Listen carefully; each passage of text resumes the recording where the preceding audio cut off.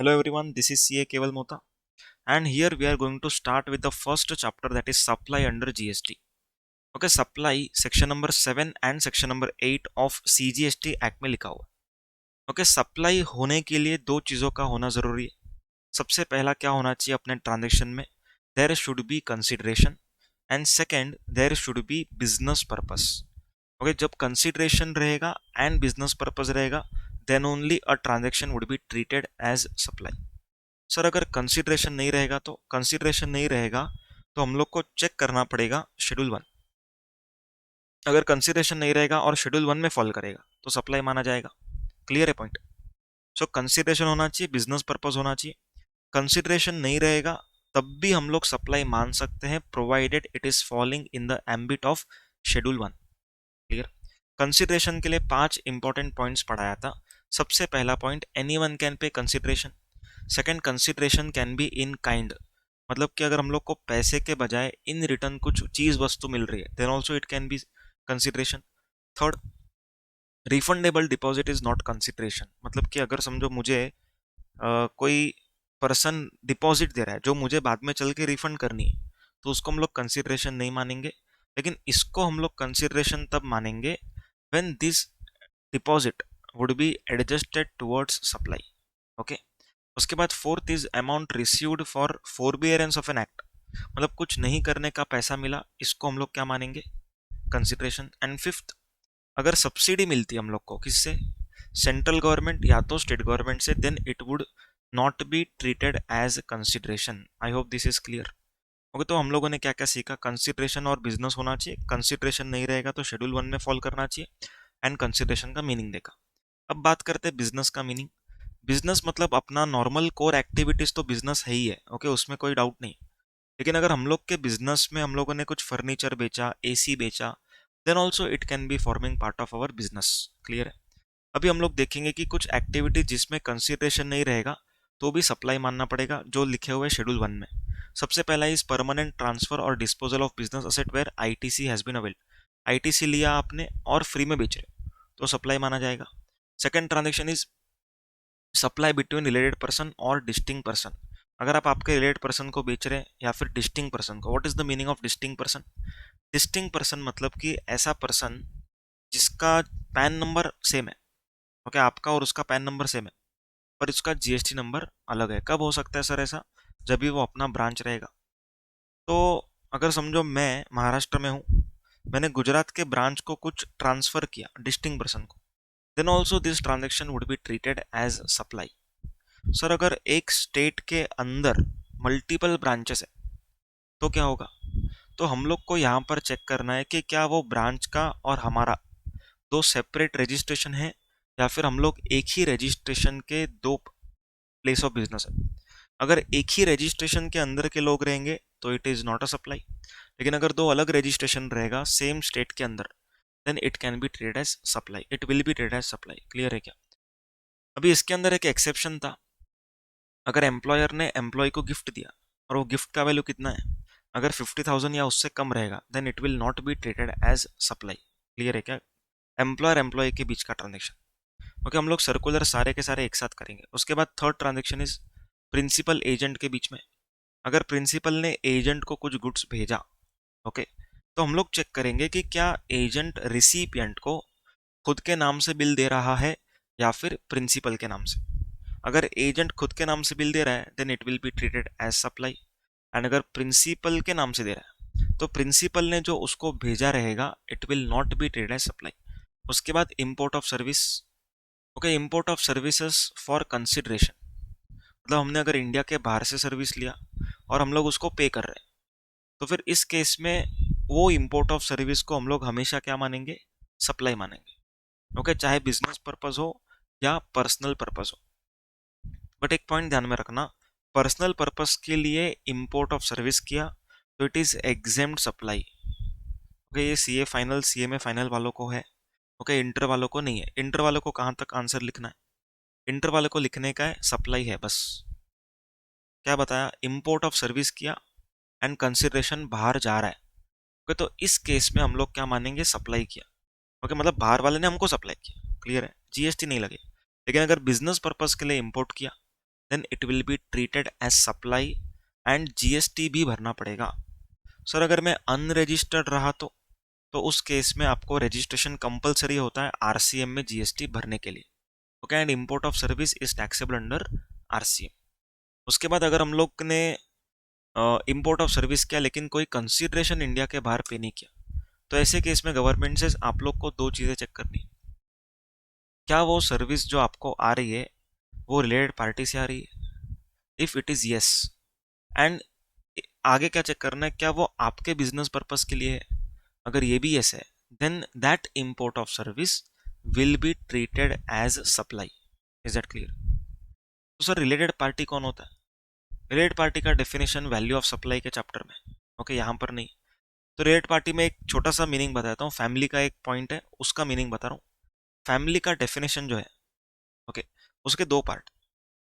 Okay, spouse and children would always be treated as part of family, लेकिन brother sister parents and grandparents, इन लोग को हम family कब बोलेंगे? जब वो लोग आपके ऊपर डिपेंडेंट होंगे। आया समझ में?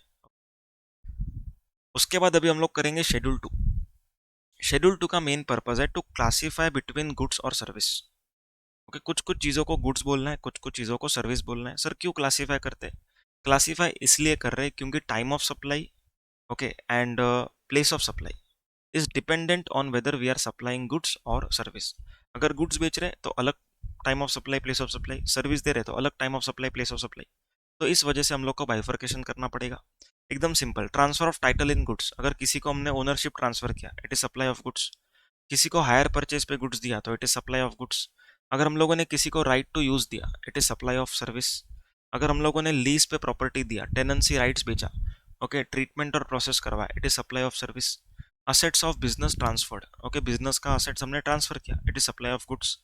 Goods held for business use put to private use, okay, हम लोग कंपनी है, हम लोगों ने अपने डायरेक्टर को प्राइवेट यूज करने दिया, so it will be treated as service. Very important point, इसको ध्यान में रखना है। ओके, उसके बाद ceases to be taxable person, मतलब अगर समझो मान के चलो मेरा रजिस्ट्रेशन है, ओके, मेरा रजिस्ट्रेशन अभी क्या हो रहा है, कैंसिल हो रहा है, तो जो भी स्टॉक पड़ा रहेगा, okay, as on the date of cancellation, वो स्टॉक मैंने खुद को सेल कर दिया ऐसा माना जाएगा। लेकिन इसके दो एक्सेप्शन है। कौन से दो एक्सेप्शन है? सबसे पहला, अगर मैंने किसी को बिजनेस बेचा एज अ गोइंग कंसर्न, तो यहाँ पर मैं बिजनेस जिसको बेच रहा हूँ वो पर्सन जीएसटी भरेगा at the time of sale of such stock, लेकिन मुझे जीएसटी भरने का जरूरत नहीं है। ओके, सेकंड एक्सेप्शन, अगर मेरा लीगल हेयर बिजनेस चला रहा है या तो पर्सनल रिप्रेजेंटेटिव, तो जो स्टॉक मैंने ट्रांसफर किया it is not a supply, मतलब कि जो पर्सन को मैं दे रहा हूँ वो जीएसटी पे करेगा। क्लियर है? उसके बाद renting of immovable property, renting of immovable property it is obviously service, क्योंकि यहाँ पर तो प्रॉपर्टी है, इमूवेबल चीज है। समझ में? Under construction building, okay, under construction building मतलब कि सीसी मिलने के पहले अगर पैसा मिला है बिल्डर को, तो उस बिल्डर ने क्या सेल किया? Under construction property. अगर वो अंडर कंस्ट्रक्शन प्रॉपर्टी बेचता है तो it is supply of service. And अगर सीसी मिलने के बाद बेच रहा है, then it will be not a supply, that is neither supply of goods nor supply of service. ये शेड्यूल 3 में लिखा हुआ है। सर ऐसा क्यों? क्योंकि अगर सीसी के पहले आप खरीद रहे हो तो ये घर आपके लिए नेसेसिटी नहीं है, ये आपके लिए लग्जरी है, तो यहाँ पर गवर्नमेंट बोलता है जीएसटी भरो। लेकिन अगर सीसी के बाद, ओके, सीसी के बाद अगर आप खरीदते हो तो फूड क्लोथिंग शेल्टर ये नेसेसिटी होती है, तो यहाँ पर जीएसटी आ जाएगा। सॉरी, जीएसटी नहीं आएगा, रियली सॉरी, जीएसटी नहीं आएगा। उसके बाद वर्क्स कॉन्ट्रैक्ट सर्विस, ओके, मतलब construction activity, it will be treated as service. या फिर रेस्टोरेंट, ये भी सर्विस हो गया। आउटडोर केटरिंग, शादी वगैरह में केटरिंग लगाते मालूम, तो catering it is also service. उसके बाद टेम्पररी ट्रांसफर और enjoyment of intellectual property right, okay, अगर हम लोगों ने किसी को इंटेलेक्चुअल प्रॉपर्टी राइट दिया, it is supply of service. उसके बाद development, designing, programming of IT software, अगर हम लोगों ने आईटी सॉफ्टवेयर बनाया, then it is supply of service. And tolerating non performance, it is also supply of service. Clear है क्या? एक सर्कुलर हम लोग बाद में करेंगे डिटेल में। तो हम लोग का शेड्यूल 2 कंप्लीट हुआ। Is that clear? चलो, उसके बाद अभी हम लोग शेड्यूल 3 स्टार्ट करेंगे। शेड्यूल 3 का heading is neither supply of goods nor supply of service, मतलब कुछ कुछ चीजें सप्लाई ऑफ गुड्स भी नहीं है, सप्लाई ऑफ सर्विस भी नहीं है। सबसे पहला, एम्प्लॉयमेंट सर्विसेज मतलब एम्प्लॉई ने एम्प्लॉयर को सर्विस दिया, salary, it is not a supply.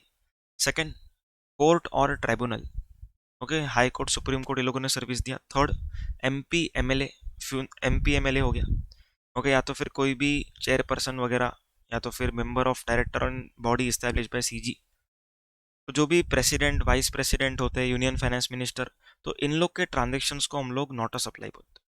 Okay, fourth is funeral, burial, crematorium, mortuary, transportation of deceased, okay, अंतिम संस्कार से रिलेटेड। उसके बाद sale of land and completed building, अगर हमने लैंड बेची, ओके, चाहे लेवलिंग करा के बेची, ड्रेनेज लाइन डाल के बेची, फिर भी उसको हम लोग लैंड ही बोलेंगे, okay, it is not a supply. उसके बाद कंप्लीटेड बिल्डिंग मतलब ऐसा प्रॉपर्टी जो सीसी के बाद बिका हो, ओके। उसके बाद sixth is actionable claim. Actionable claim मतलब, एक्शनेबल क्लेम का मीनिंग क्या होता है? Insurance claim, bills of exchange, okay, ये सब नॉट अ सप्लाई। लेकिन 6 एक्टिविटीज को हम लोग क्या मानने वाले, सप्लाई मानेंगे, that is specified actionable claim. तो actionable claim other than specified actionable claim are not a supply. It means specified actionable claim are supply. Clear है? कौन से है? 6 है। Lottery, betting, gambling, horse racing, casino, online money gaming. Clear है? उसके बाद 7th entry, 8th entry CA inter को नहीं है। ओके, 7th एंट्री, अगर समझो इंडिया के बाहर से गुड्स मंगवाया और डिलीवरी भी इंडिया के बाहर ही हो रही है, that is supply of goods from non-taxable territory to non-taxable territory without goods entering into India, then it is not a supply. Okay, उसके बाद 8th वाला कि इसके अंदर क्या लिखा हुआ है, अगर हम लोगों ने गुड्स को इंपोर्ट किया, वेयर हाउस में रखा, ओके, और वेयर हाउस में ही गुड्स जब था तभी किसी को सेल कर दिया, it is not a supply. अगर हम लोगों ने इंपोर्ट किया, ओके, क्लियर करवाने के पहले किसी को बेच दिया, then also it is not a supply. समझ में आया? अभी एक नोटिफिकेशन है, ओके, उसके अंदर लिखा हुआ है और एक चीज जो नॉट अ सप्लाई है। अगर गवर्नमेंट ने हम लोगों को अल्कोहलिक लिकर लाइसेंस दिया, ओके, लिकर बेचने का, तो वो लाइसेंस के ऊपर कोई जीएसटी नहीं आएगा, ओके।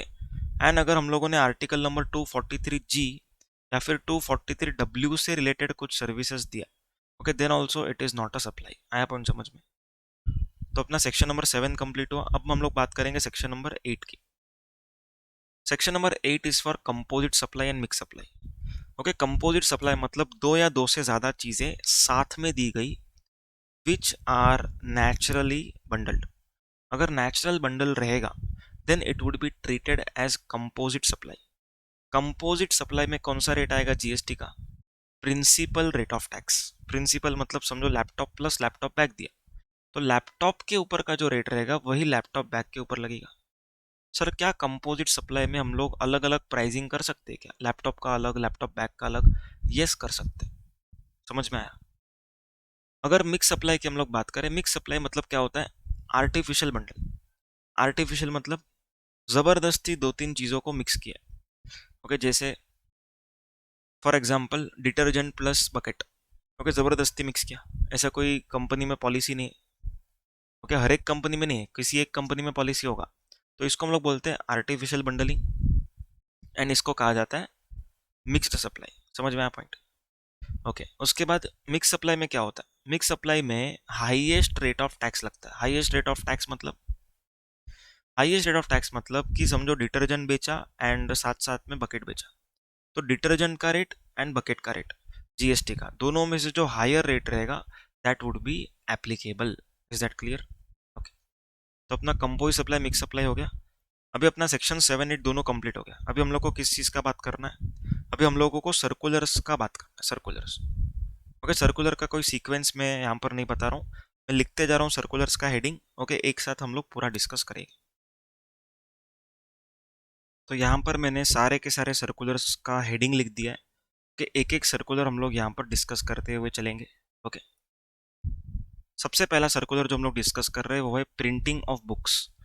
अगर मान के चलो कि मैं ऑथर हूँ, ओके, मैंने प्रिंटिंग प्रेस को मेरा कंटेंट दिया, ओके, अभी प्रिंटिंग प्रेस मेरे को कंटेंट प्रिंट करके दे रहा है खुद के पेपर पे, तो वो बंदा मुझे सर्विस प्रोवाइड कर रहा है, क्योंकि यहाँ पर पेपर पे ज़्यादा फोकस नहीं है, यहाँ पर ज़्यादा फोकस है कंटेंट के ऊपर। क्लियर है क्या? ओके, और अगर समझो मैंने ऐसा कुछ प्रिंट करवाया जिसमें पेपर के ऊपर ज़्यादा फोकस है, जैसे letterhead, envelope, visiting card, तो जो प्रिंटिंग वाला पर्सन है वो मुझे क्या दे रहा है, वो गुड्स दे रहा है, समझा। उसके बाद interstate movement of mode of convince.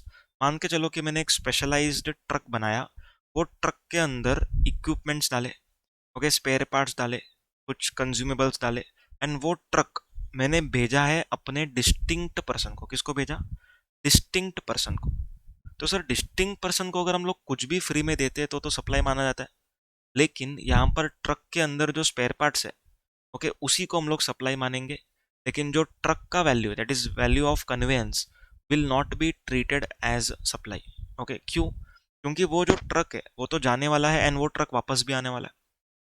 तो गवर्नमेंट सोचती है कि यहाँ पर अगर मैं जीएसटी पे कर रहा हूँ तो मेरा डिस्टिंक्ट पर्सन आईटीसी लेगा, फिर वो ट्रक भेजेगा तो वो पर्सन जीएसटी पे करेगा, मैं आईटीसी लूंगा, तो वो डबल डबल होएगा। ओके, इस वजह से क्या किया, वैल्यू ऑफ ट्रक को वो लोगों ने हटा दिया। ओके, वैल्यू ऑफ ट्रक को जीएसटी से हटा दिया। और सर इक्विपमेंट का बात करें तो इक्विपमेंट के ऊपर भी बेसिकली देखने जाएंगे तो वो वापस ही आने वाला है।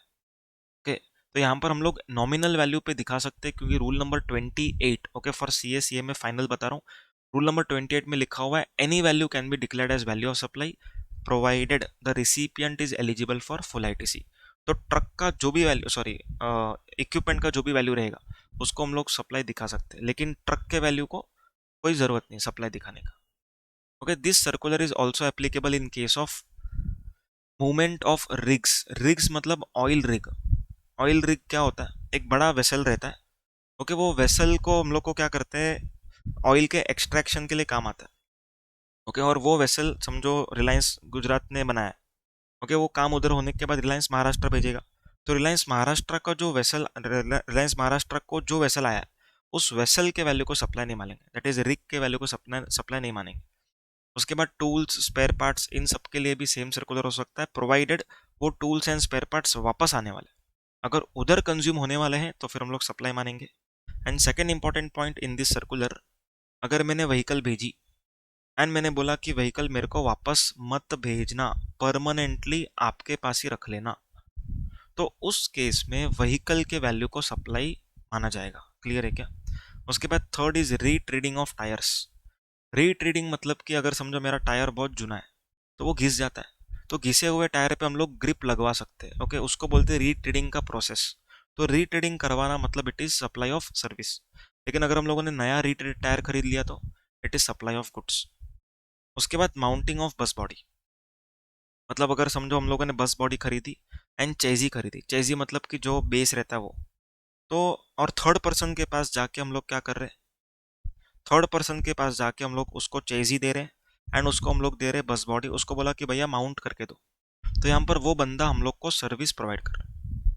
लेकिन अगर मैंने बस बॉडी वाले को ही बोला कि भैया आप एक काम करो, मेरे को माउंट करके दो, मतलब वेल्डिंग करके दो, तो यहाँ पर हम लोग को गुड्स बोलना पड़ेगा। क्यों? क्योंकि कंपोजिट सप्लाई में बस का body is the principal supply. Clear है? उसके बाद हम लोग इंपॉर्टेंट सर्कुलर की बात करेंगे, liquidated damages. Okay, liquidated damages क्या होता है? लिक्विड डैमेजेस का मतलब होता है पेनल्टी। इसमें हम लोगों ने 6 टाइप के ट्रांजेक्शन पढ़े थे। सबसे पहला, डिले इन कंप्लीशन। ओके, अगर समझो मैंने आपका काम किया लेकिन डिले करने की वजह से आपने मेरे ऊपर पेनल्टी लगाई, तो वो पेनल्टी के ऊपर जीएसटी नहीं आएगा, क्योंकि यहाँ पर परफॉर्मेंस तो होने ही वाला था, सर्टेन था। So performance was the essence of the contract. Liquid damage में सेकेंड सर्कुलर, कैंसलेशन चार्जेस, उसके ऊपर जीएसटी आएगा, क्योंकि ये चार्जेस क्यों लगाए हुए थे, ताकि कॉन्ट्रैक्ट कैंसिल ना हो। तीसरा, प्री पेमेंट ऑफ लोन, अगर लोन जल्दी में पे करता हूँ तो बैंक वाला मुझे पेनल्टी चार्ज करता है, क्योंकि उसका इंटरेस्ट लॉस हो रहा है। तो यहाँ पर कॉन्ट्रैक्ट खत्म नहीं हुआ, पूरा 5 साल का कॉन्ट्रैक्ट था, बीच में मैं टर्मिनेट कर रहा हूँ, तो इसके ऊपर भी जीएसटी आएगा। उसके बाद fourth, notice pay recovery. Okay, notice pay recovery में क्या होता है, employee is not serving notice period and वो जॉब छोड़ के जा रहा है, तो एम्प्लॉयर क्या करता है, एक पेनल्टी लगाता है, किसके ऊपर, एम्प्लॉय के ऊपर। ओके, पेनल्टी कैसे रहती है, उसको बोलता है कि सैलरी आपको नहीं मिलेगी 1 महीने की, या तो मिल गई है तो रिटर्न करनी पड़ेगी। तो यहाँ पर जो सैलरी रिटर्न हो रही है उसके ऊपर एम्प्लॉयर को जीएसटी नहीं भरना है, क्योंकि एम्प्लॉयर का इंटेंशन नहीं था ये कमाने का। उसके बाद fifth, cheque dishonour charges. Okay, cheque dishonour charges मतलब समझो आपने मेरे को चेक दिया, मैंने डिपॉजिट किया, बाउंस हो गया, तो बैंक मेरे को चार्ज लगाएगी, मैं आगे चार्ज करूंगा, तो इसके ऊपर मैं आपको जीएसटी चार्ज नहीं करूंगा। क्यों? क्योंकि मेरा इंटेंशन नहीं था आपसे वो 100 रुपया 200 रुपया बाउंस चार्जेस कलेक्ट करने का। ओके, बट अनइंटेंशनली मुझे मिल गया। ओके, इंटेंशन क्या है मेरा? चेक क्लियर होना चाहिए। Okay, intention is not to earn money from this particular penalties. Okay, उसके बाद अगर गवर्नमेंट मेरे ऊपर पेनल्टी लगाती है, okay, penalty for late filing of ITR, okay, तो उस पेनल्टी के ऊपर जीएसटी नहीं आएगा, लेट फीस वगैरह के ऊपर जीएसटी नहीं आएगा। क्यों? क्योंकि गवर्नमेंट का इंटेंशन नहीं था पेनल्टी लगाने का। गवर्नमेंट का इंटेंशन क्या था? आप लोग टाइम पे काम खत्म करो। Is that clear? तो अपना ये वाला पूरा हो गया। उसके बाद आर्टिस्ट टू आर्ट गैलरी, अगर मैं आर्टिस्ट हूँ, मैंने आर्ट गैलरी को पेंटिंग भेजा, तो इसको हम लोग सप्लाई नहीं मानेंगे, डिलीवरी चलान के अंडर ये ट्रांजेक्शन होगा। लेकिन अगर बायर सिलेक्ट करता है तो उसको हम लोग सप्लाई मानेंगे। उसके बाद नेक्स्ट इज कैश कॉल्स।